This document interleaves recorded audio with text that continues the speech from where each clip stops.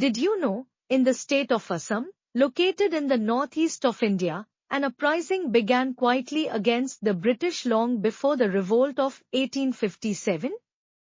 After the First Anglo-Burmese War of 1824 to 1826, Assam entered a time of great upheaval. The Ahom Kingdom, which had ruled the region for nearly 6 centuries, had been weakened by repeated Burmese invasions and internal conflicts. With the Treaty of Yandabo in 1826, the British East India Company formally annexed Assam. Though the treaty brought peace on paper, in reality, it created profound disruption in the lives of ordinary people. By 1828, Assam's social and political landscape had changed dramatically. The British introduced a new system of taxation that replaced traditional land revenue practices. Village elders and local officials who had guided communities for generations found their authority diminished. Farmers struggled under heavy dues, traders faced new regulations, and ordinary villagers felt increasingly powerless. This was a time when cultural traditions, local customs, and the rights of the Ahom court were being sidelined, causing deep resentment. It was during this period that Gomdhar Konwar emerged. A young prince of the Ahom royal family, he witnessed his people's suffering and the erosion of their rights. Though his own family had lost much of its political power, Gomdhar was determined to act not for personal gain, but for the dignity of Assam. He believed that the people had the right to resist foreign domination, and he began to organize a movement in secret. Gomdhar gathered friends, young men, and farmers who had lost land or livelihoods under the new British policies. Meetings were held quietly, often at dusk, in bamboo groves or near rivers where British patrols rarely ventured. Messages traveled along village paths, spreading news of resistance. Unlike later leaders who might have given grand speeches, Gomdhar focused on practical steps: seize supplies, free villagers imprisoned for failing to pay taxes, and refuse to honor unjust demands. The uprising began in small, strategic strikes. Bands of men attacked British storehouses and outposts, taking weapons, grain, and other provisions.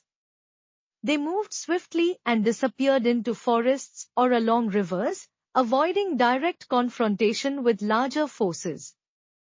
Villagers began to see the possibility of reclaiming their land and their rights, and the idea of local resistance spread rapidly from one settlement to another. The British reacted quickly. Troops from nearby garrisons marched into the affected areas, armed with muskets and disciplined military training. Skirmishes broke out across the countryside. Gomdhar and his followers, though outgunned and undersupplied, used their intimate knowledge of the terrain to their advantage. They fought in bamboo groves, narrow forest paths, and along river banks, slowing the British advance and making it difficult for them to anticipate attacks.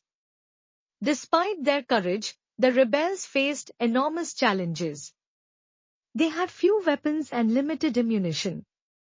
Their numbers were small compared to the well-equipped British soldiers. Supplies were scarce, and prolonged fighting was impossible. Over time, these disadvantages began to weigh heavily on the movement. Eventually, during a night operation, Gomdhar Konwar was captured by British forces. He was brought to trial before colonial officers and sentenced to imprisonment. With the capture of their leader, the local rebellion dispersed. Yet, while the military campaign had failed, the memory of their actions did not vanish. Villagers and later historians remembered Gomdhar Konwar as a symbol of courage and defiance. His revolt, though brief, represented one of the earliest organized resistances against British rule in Assam. It inspired a sense of pride and the belief that local people would not accept foreign domination without struggle. Gomdhar's uprising showed that even in the face of overwhelming odds, ordinary farmers, villagers, and a young prince could stand up for their land, culture, and dignity. Though the rebellion of 1828 ended with Gomdhar's imprisonment, it was more than a military failure. It became a story of resistance, courage, and the enduring spirit of the Assamese people. Generations would look back on Gomdhar Konwar not just as a prince but as a leader who dared to challenge an empire. Thank you for listening. Subscribe to Audiooks for more amazing stories.